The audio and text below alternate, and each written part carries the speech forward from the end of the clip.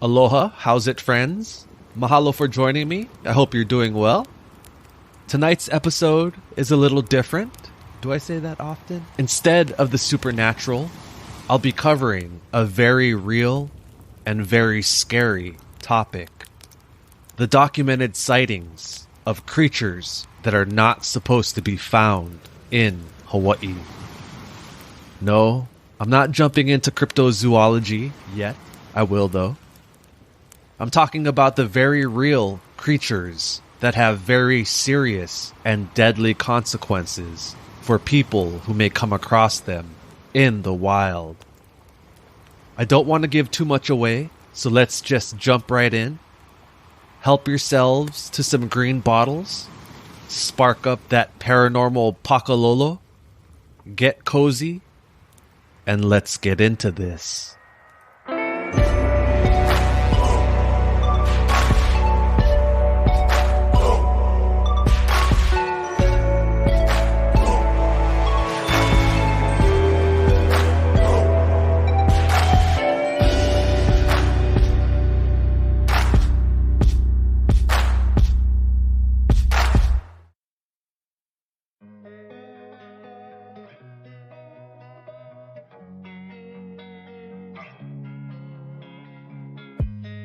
Being roughly 2,300 miles from the nearest continental shore, Hawaii is the most isolated group of islands on the planet. Most of the plant and animal life found in the archipelago results from species brought in by seafaring explorers. At around 500 AD, the first settlers originating from Polynesia arrived to Hawaii by canoe, bringing with them edible plants like taro, bananas, breadfruit, and coconuts. Along with plants, they brought livestock like pua'a, pigs, dogs, sheep, goat, and chickens. Once released to the wild, these animals thrived in the tropical climate of the islands, and with no predators, their numbers flourished. Scientists believe that before these settlers arrived, Hawaii was home to just 67 species of birds, the only creatures able to travel the distance that separated Hawaii from the islands outside of the archipelago. Many people come to Hawaii just to observe the wide variety of animals who now call the island home. While strolling on the beach or exploring rocky tide pools, one might stumble upon honu turtles taking a break from the water to soak up some sun. Don't touch. The critically endangered hawksbill sea turtle are commonly seen swimming offshore, periodically popping their head out of the water to breathe and scope out their surroundings before submerging, disappearing as quick as they appeared. Back in the day, honu were hunted for their meat, just as another way for islanders to bring food to their tables. However, the species would soon be targeted for their decorative shell, and for decades, commercially exploited, finally resulting in being labeled endangered by the U.S. Endangered Species Act in 1978. This made it illegal to harass, feed, hunt, capture, or kill the turtles. An easy way to piss off locals is to disturb honu. If you come across these creatures on the beach, please give them space and observe from afar. Even swimming after honu for pictures or videos while snorkeling can cause stress, so no do 'em.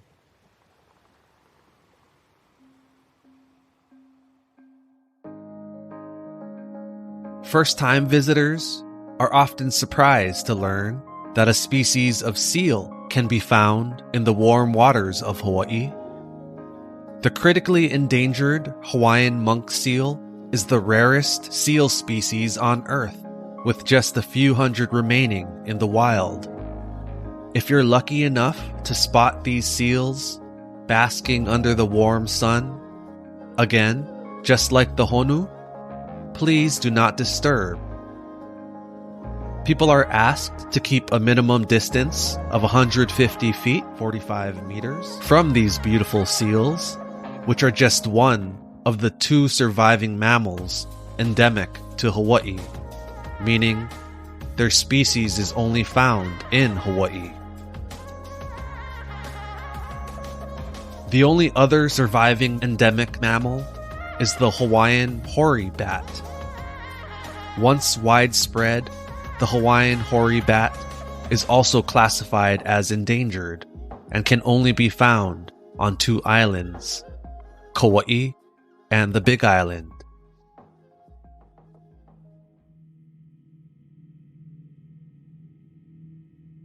Unlike the endemic Hawaiian monk seal and Hawaiian hoary bat, the Indian mongoose has a very different origin story of how it arrived to the islands. In the mid-1800s, sugarcane became a huge moneymaker and plantations began popping up all across Hawaii. However, a tiny rodent began causing big problems for sugar plantations. Rats. One rat could cause an entire 30-foot stalk of sugarcane to die just by nibbling at a 6-inch piece.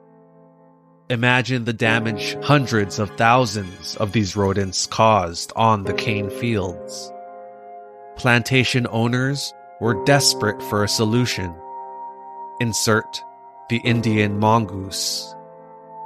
In 1883, these weasel-like creatures were brought and intentionally released into Hawaii's cane fields to help the exploding rat population. The idea was the mongoose would prey on the rats, leaving the cane alone.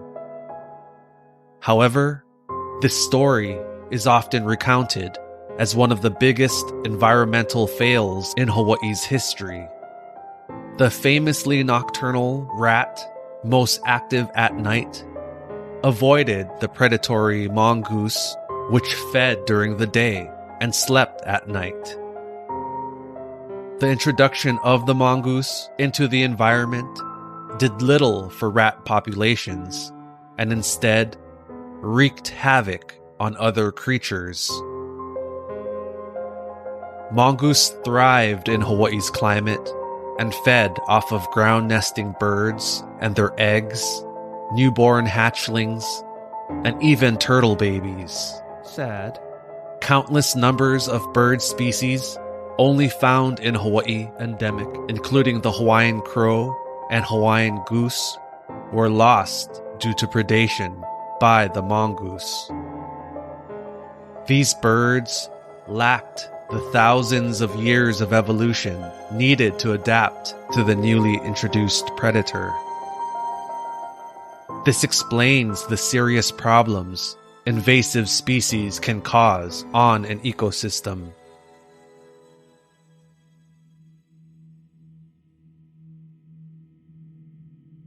Luckily, unlike other areas of the world, Hawaii does not have any predatory animals that have evolved to be able to hunt or kill humans, besides sharks, which is extremely rare, usually mistaken identity. But just because predators are not naturally found in Hawaii, doesn't mean there aren't any out there. Wait, what? In the early 90s, on the island of Oahu, a man was out fishing on the bank of a lake. He had connected a small floater to his fishing line and baited his hook with a sliver of ika squid, which he then submerged into the water with a small lead weight. The man had only cast his line out a few times, but repeatedly something kept stealing the bait. After baiting the hook once more, he had barely heard the line plop into the water before something struck the bait, instantly submerging the floater. The man fought the creature on the other end of the fishing line for a good several minutes. Each second, the man feared his pole would snap in two. Finally, he was able to see a flash of silver underwater as the fish dashed, continuing its fight. It wasn't a large fish, from what he could see, something that would fit in a frying pan, but sheesh, what a fight. Once close enough, the man scooped the fish up by his net and collapsed backwards in exhaustion. As he lay on the bank, catching his breath, a confusing sound caught his attention. A weird, snapping noise came from within his net. He grabbed the line that was still attached to the fish and lifted it out of the net for a closer look. As the 3 to 4 pound fish flopped about, suspended in the air, the man realized the sound was from the fish's jaws opening and snapping shut. He leaned closer, observing the sharp, jagged white teeth that protruded out of the fish's mouth. No, cannot be. The fisherman immediately realized what he had caught. A piranha. A red-bellied piranha, to be exact. These species of piranha, native to South America, are most commonly found in the Amazon River basin. They're the same piranhas that are depicted tearing flesh from bone, devouring all creatures in a matter of seconds, leaving behind just a bare skeleton. The image of frothy blood-red water from a frenzied school of these flesh-eating fish terrified me as a child and adult, if we're being honest.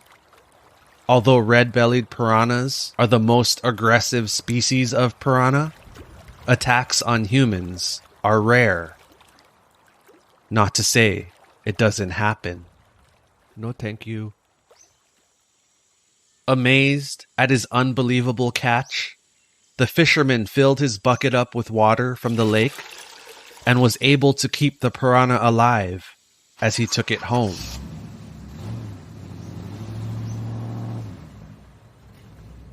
He cleaned out an old aquarium in his garage and kept the piranha as a pet, feeding it scraps of chicken or live fish that ended up not being used as bait. But after a while, his conscience got the better of him and eventually turned the fish in to state officials, not wanting to risk a huge fine or jail time if caught.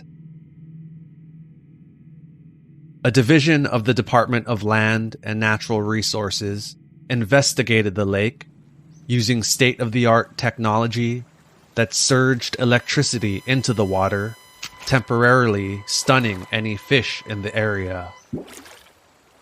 They could then quickly identify the dazed fish that floated to the water's surface. However, no other piranhas were found in that specific lake. This case of the red-bellied piranha was the only confirmed case of a wild, live specimen I could find. However, it is not the only instance these fish were discovered in Hawaii.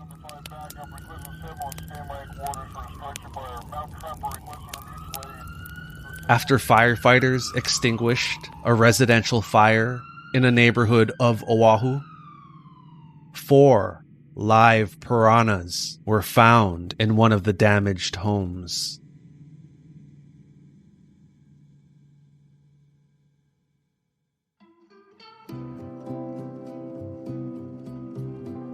As a young, scaredy cat boy, I was delighted to know snakes were not found in Hawaii. Well, technically, there is a snake species found in the wild, but don't worry, it's not what you may be picturing. The Hawaiian blind snake is a small, sightless snake that feeds off of ants and termites. So cute.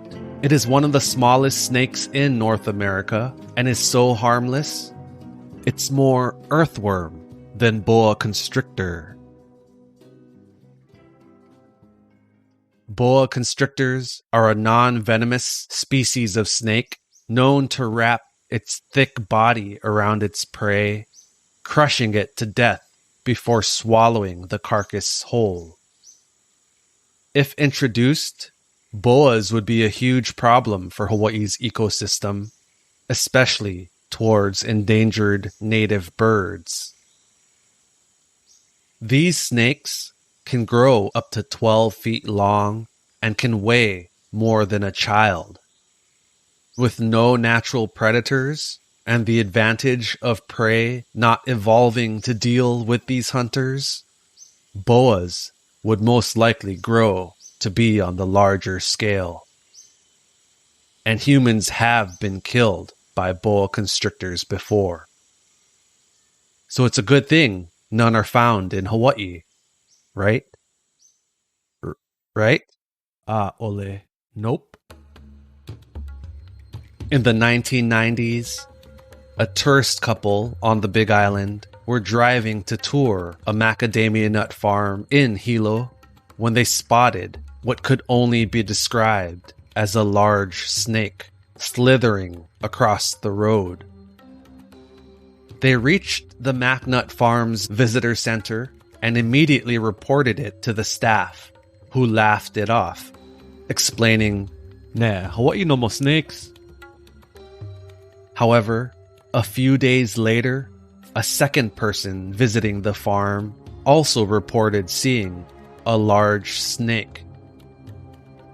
Two sightings, just days apart, was strange, so the manager of the farm reported it to authorities.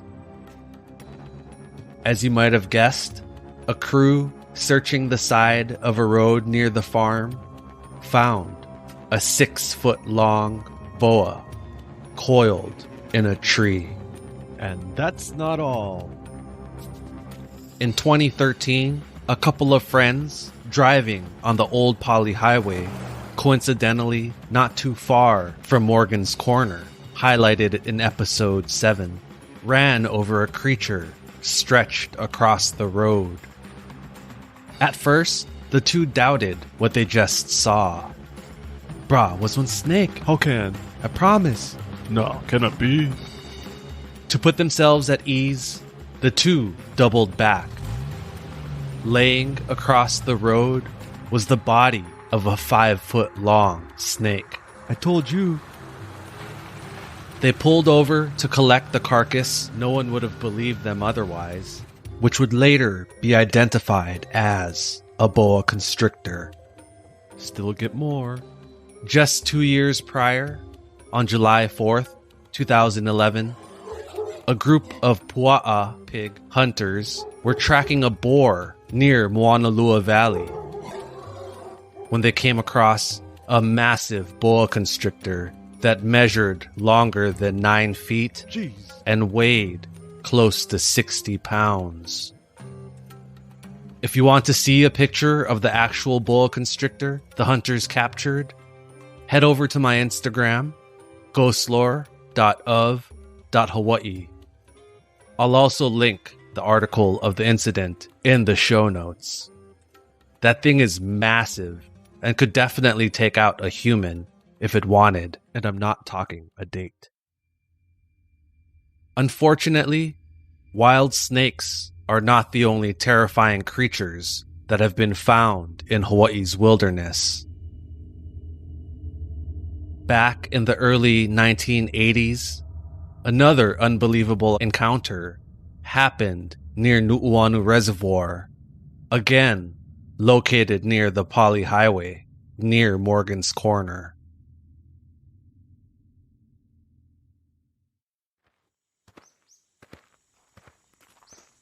A family was out hiking near the reservoir and stopped for a quick water break. As they caught their breath, one of them squinted at something across the reservoir. You guys see that? They all turned in the direction the first person had been looking. Yo, what the f***? A large reptile covered in dark scales. Bro, that's one dinosaur. Was basking in the sun near the water's edge. They all claimed the creature turned its elongated head and huge open mouth to face the family before slinking back into the murky water, vanishing. They described features resembling a caiman, a close relative to alligators that are normally found in Central and South America.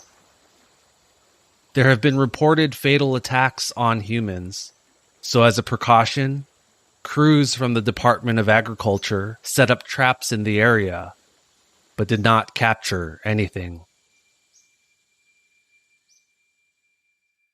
No other reports of caiman sightings were made to officials over the next couple of years, so even though the family was adamant of their sighting, their account was written off. Then, in 1983, a report came in of a dead animal in the Nu'uanu stream that connected to the reservoir. A crew was sent out to investigate, and they discovered the remains of a dead caiman. Surprise, surprise. Only the caiman's body was found at the site, but it became quickly apparent why the head was gone. Someone knew the potential dangers this invasive creature could unleash and took matters into their own hands by blowing the caiman's head clean off with a shotgun. The thought of coming across a creature in a location you'd never suspect is terrifying. Imagine jumping into a lake to cool off after a hot hike. Although it's murky, you've swam here all your life and take comfort in knowing there are no predators in the water. But just then, something brushes against your leg. What the f***? As you begin to swim back to shore, you hear the screams of your friends, all shouting your name. They're standing at the bank of the lake, hands up in the air, waving, pointing. You whip your head around to see what they're all looking at. In between the splashes of your paddling, you see a V-shaped ripple cutting through the water, led by two cold-blooded eyes heading straight for you. You kick as hard as you can, while your arms begin to ache, feeling heavier with each stroke. Just when you think you've made it to shore, an intense pressure clamps on your ankle, yanking you down into the murky water forever.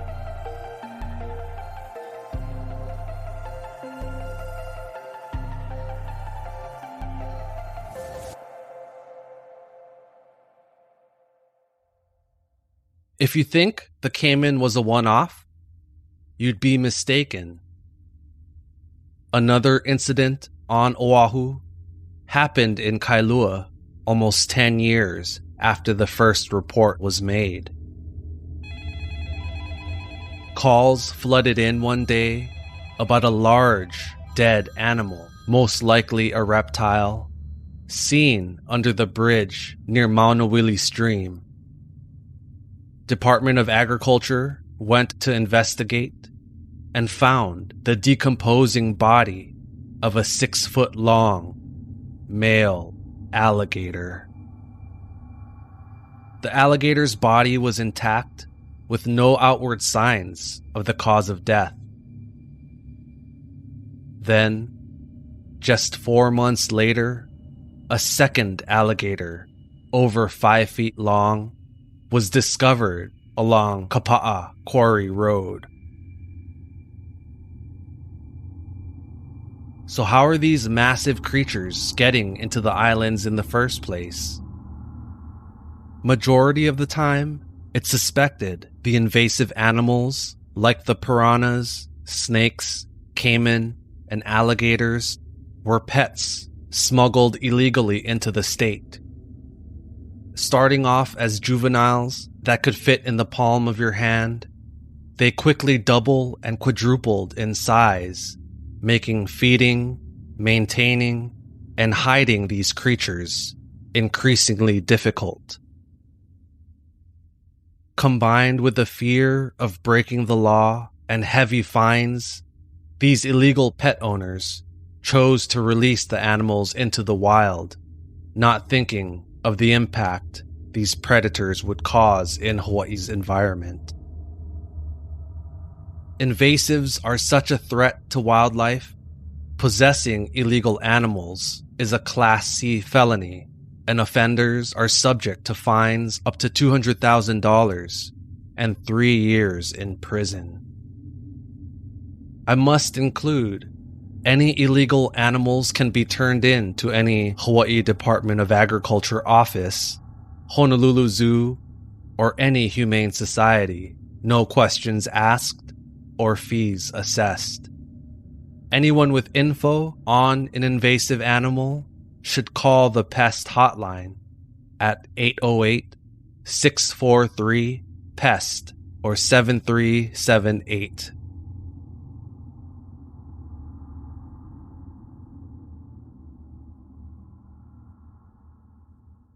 But it's not just reptiles or fish that have been found living in Hawaii.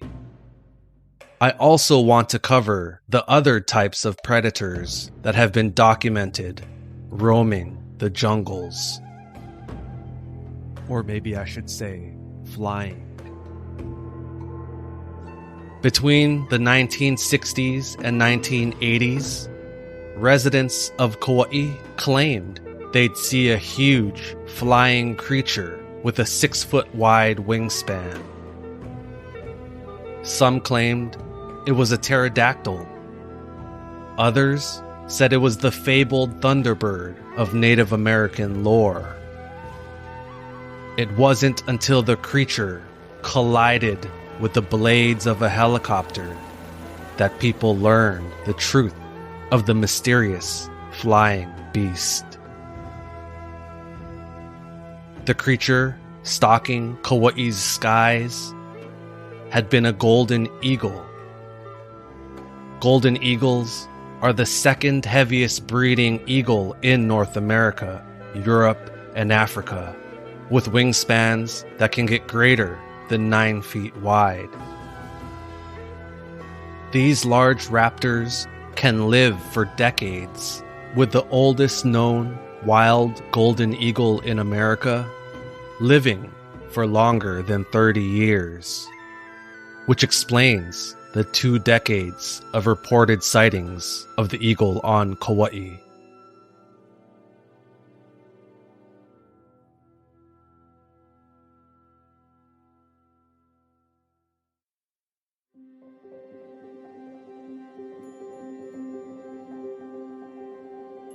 The last group of sightings reported in Hawaii that I want to cover are of an animal known to have stalked and killed at least 27 people in North America.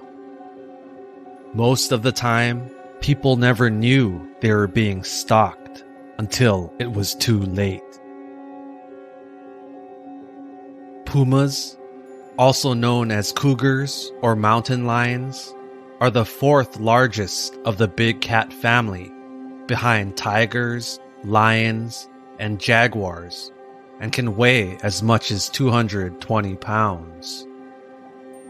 Primarily found in the mountains of North and South America, these cats are known for their ability to adapt to a variety of different habitats, such as forests, grasslands, jungles, and even deserts.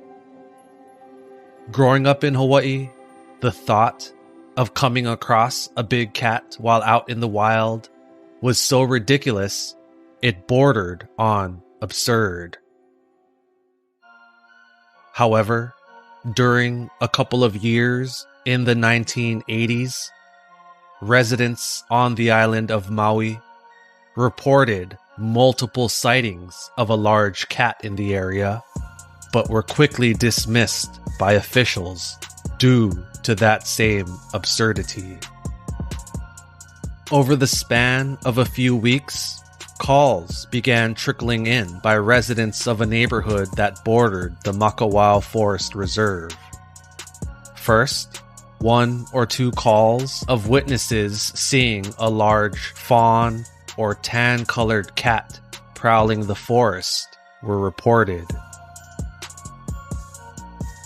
More and more calls began coming in. All reported a large cat resembling a puma or mountain lion with tan fur significantly larger than a dog with a long bushy tail. With no pumas ever known to roam the islands, these claims were written off as mistaken identity.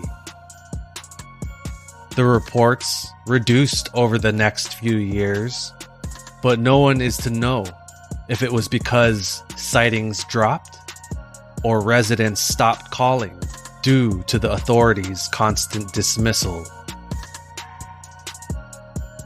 Then, between the stretch of December 2002 and June 2003, 8 reports were filed of a mysterious large cat being seen near the Makawao Forest Reserve, the same area the original reports were made. On June 9, 2003, a large clump of fur was discovered in an area of the sightings that matched the color of the reported feline. The Hawaii Invasive Species Committee went out to investigate, but the tests came back inconclusive. Crews set up several baited traps, but were never successful in catching anything. Yet, still, more and more evidence began emerging. Investigators continued surveying the area and came across tracks in the ground that seemed to resemble a large cat. The tracks led to a tree that contained several deep claw marks. Investigators continued searching the area and would eventually discover the partially eaten remains of several birds. More traps were set up around the area of the tracks and were baited with chicken carcasses, but again, the traps caught nothing. One morning, investigators checking the bait came to find one of the traps completely destroyed. They were unsure what caused the damage, but concluded it must have been something significant in size.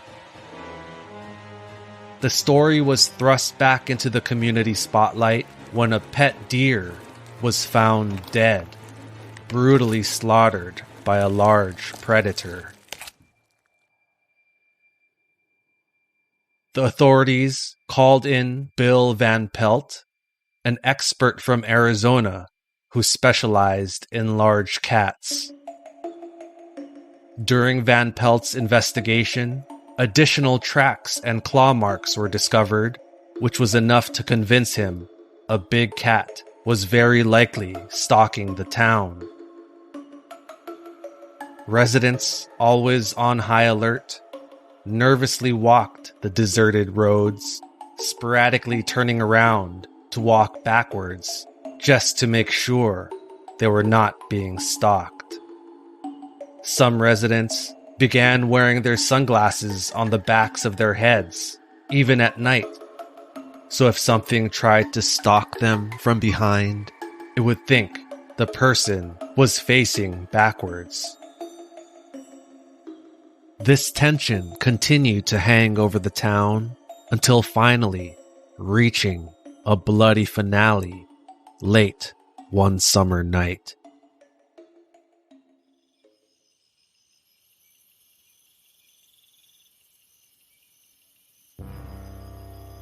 Clarence, a farmer by trade, returned home from a night of drinking to find his property eerily quiet. He paused in place, holding his breath for a second so he could hear things over his heavy breathing. What was triggering his senses? He suddenly remembered the incidents being reported over the past couple months. The claw marks, the fawn that had been opened up all over Mr. Fumikawa's backyard.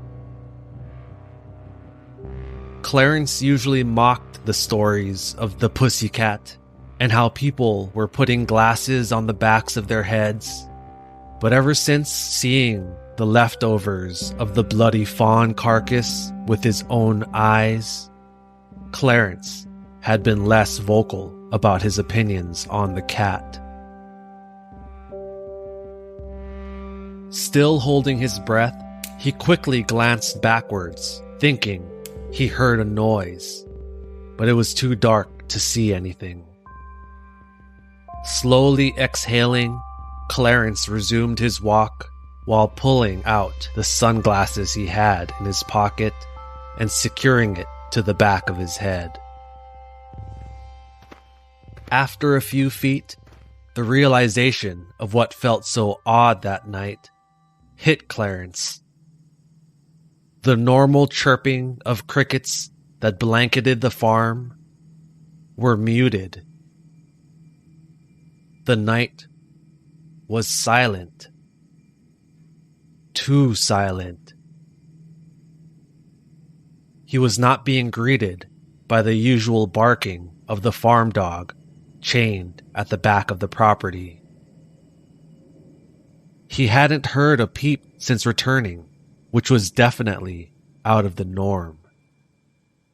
The unease from that silence terrified the farmer as he began running the remaining length of the dirt driveway and into the house. Several lights clicked on. Then a minute later, Clarence burst back out the front door, shotgun and flashlight in hand, and headed out to the large mango tree in the backyard that the dog had been tethered to. It was quickly apparent the dog was gone.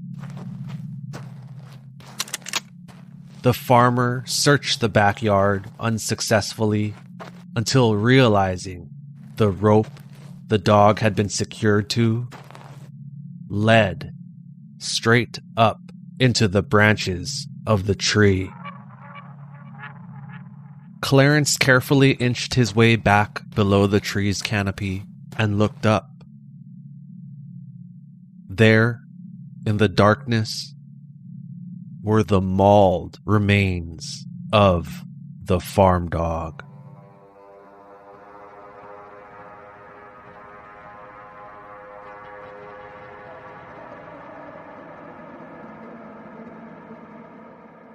Reports of the puma sightings slowed after the bodies of the fawn and dog were discovered, until stopping altogether. Some say the large cat had been hit by a passing truck one night and died after limping back into the brush. Others believe the feline just ventured further into the valley and still roams the jungles of Maui.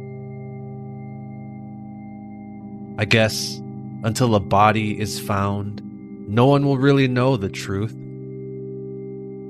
So if you're out on a hike in or around the Makawao Forest Reserve and come across someone with sunglasses on the back of their head, may I suggest flipping your sunglasses to the back of your head, just to be safe. Mahalo for tuning in to tonight's episode. I really had fun researching this one. I originally started it as a Patreon exclusive episode, but felt the topic of invasives in Hawaii is very important. Snakes, fish, insects, and even plants brought into the islands have wreaked havoc on endemic species. A newly introduced organism can be a make or break for many endangered species found in Hawaii. Take the koki frog. Please take it. These tiny, coin-sized frogs were accidentally introduced to the Big Island back in the 80s through nursery plants shipped into the island. They are known for their extremely loud and distinct koki mating call, which can reach 100 decibels. And of course, these loud-ass frogs are nocturnal, making their calls from sundown to sun up. They are now widespread on the Big Island and have even made it to Maui and Oahu. Koki have no natural predators and have thrived by eating large amounts of insects, which has negatively impacted Hawaii's ecosystem, while also decreasing property value. This is why it's very important to be vigilant and to stop the illegal importing of creatures like snakes, tarantulas, piranhas, etc. as pets. If you come across any invasive species in the wild or being housed as a pet, please report it to Hawaii's Department of Agriculture or call the pest hotline at 808-643-PEST 7378. If you're in possession of an illegal species, shame on you. It can be turned in to any Hawaii Department of Agriculture office, Hawaii Humane Society, or the Honolulu Zoo. No questions asked or fees assessed. So thank you again. I hope you enjoyed this episode. It was a little more on the informative side as opposed to paranormal, but felt it's information everyone should know. If you're enjoying the podcast, please leave a rating and review on Spotify and Apple Podcasts. Reviews get the show in front of new listeners, which helps tremendously for independently produced podcasts like this one. Every like, follow, share, download, what else? Subscribe, poke, helps, and I'll be forever grateful. If you have a topic or story you'd like to hear on the podcast, you can reach me at ghostlore.of.hawaii@gmail.com. Follow me on Instagram at ghostlore.of.hawaii for more information related to episodes, as well as random stuff I find funny or interesting. I have a few highlights set up with definitions of Hawaiian or pidgin words and rando stuff about me, Uncle Jared. If you want to support by buying Ghostlore of Hawaii merch, there's a link in my Instagram bio, or you can go to www.ghostloreofhawaii.com. Although my goal is for all information covered on the podcast to be as accurate as possible, I cannot always guarantee it will be.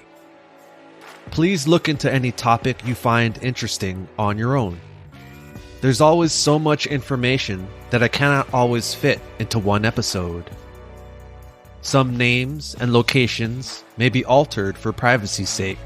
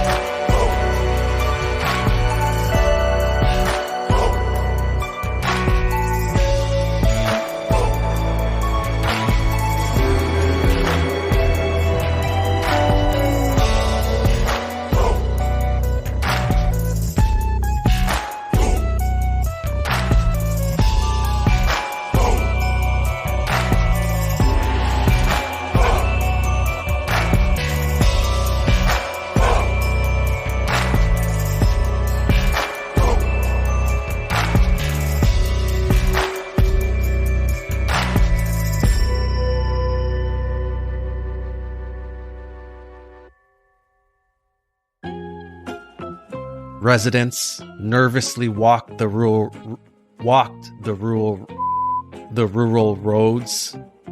roads. Nervously walked the rural roads. Nervously walked the rural roads. The rural roads. Was found on Kapa'a